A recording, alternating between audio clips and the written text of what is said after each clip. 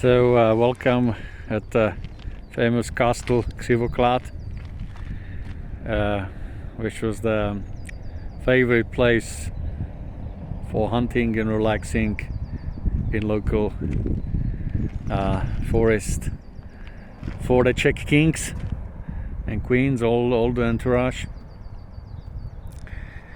It was founded in 12th century by the Přemysl dynasty. One of the first thing, I think it was Wenceslav the First, and so it was in a Roman style, and later Gothic and Renaissance. And so it's about 40 kilometers southwest from Prague. The best way to get over here is by train.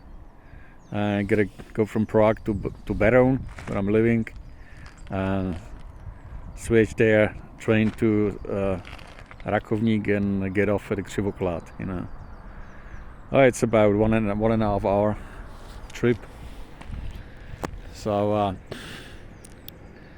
Krivoklat is famous for the famous retreat. It's like a hunting lodge, basically, for the kings. And the young the Přemysl the dynasty were here.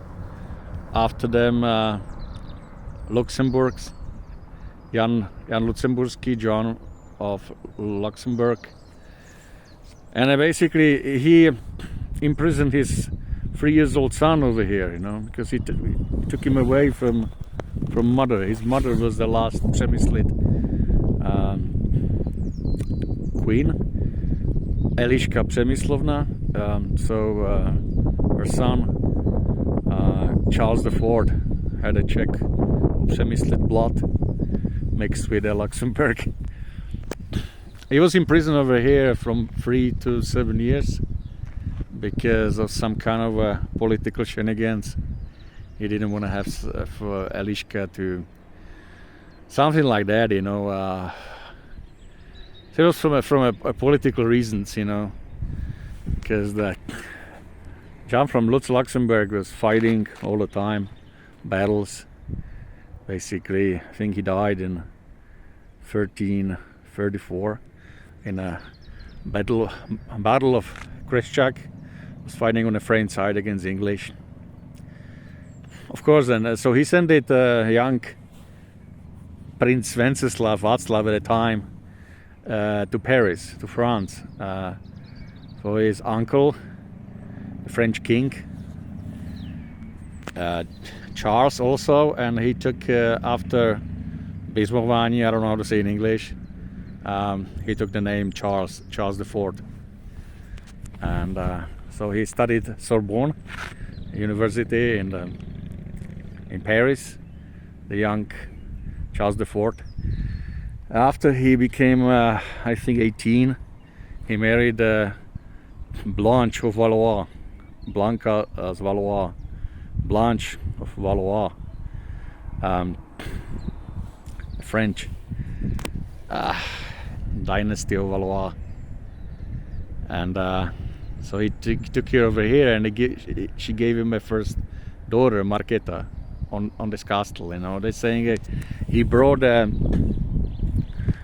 little birds from Venice, to basically singing for her. She was waiting for delivery, for the child delivery over here.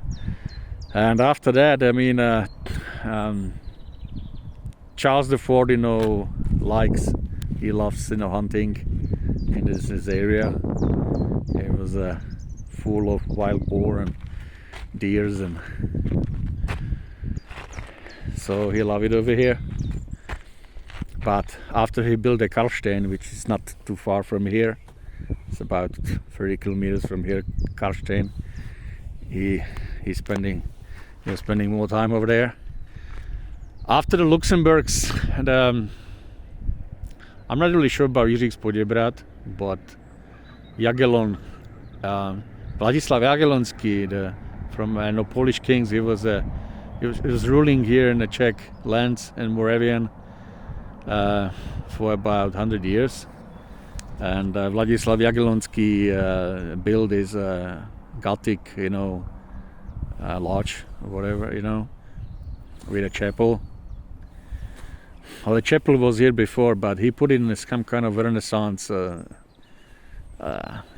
reconstruction. And yeah.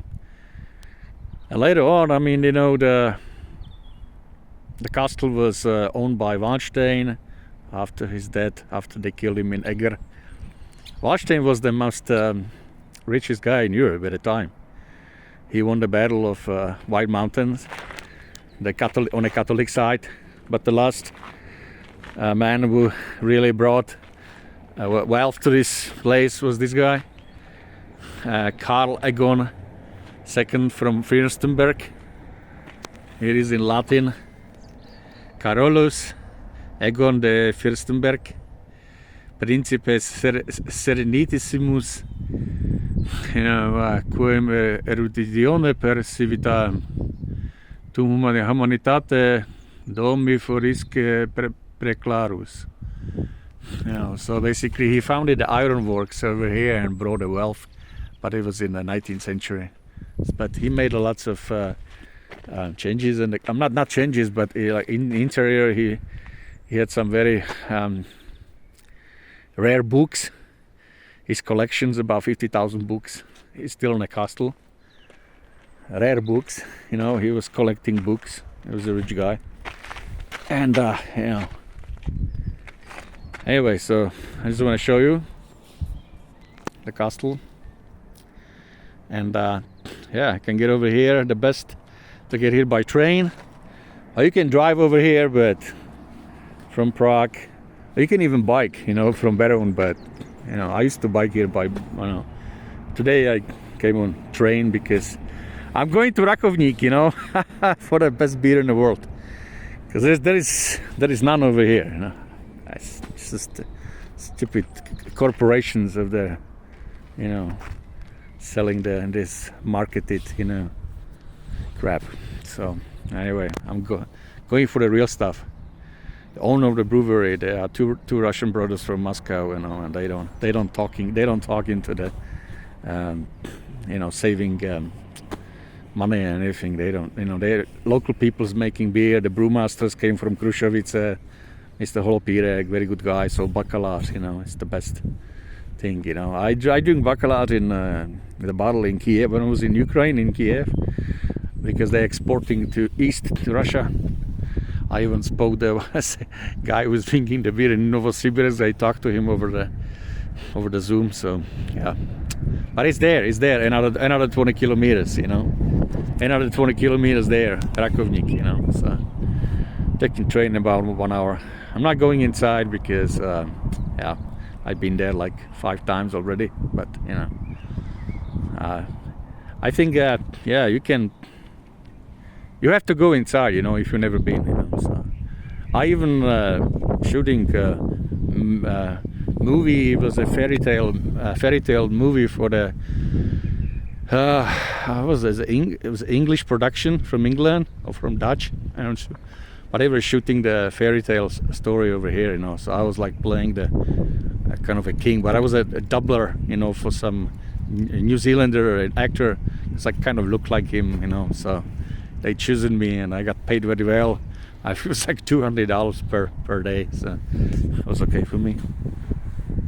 Anyway, so Krivoklat, I highly recommend to come over here. It's picturesque, beautiful valley, and you can walk, this. You can. There is a footpath all the way there, nice trail. So I highly recommend it. And what else? This is it. You can check krivoklat.cz, or castle-krivoklat.cz, or you can check in the Google, as in English, everything there, and other languages. So anyway, You can park there. You have to park up here, not by a castle. You have to park over here. Is a parking lot. I think they're charging something, but it's not a bad, So anyway, take care. Bye bye.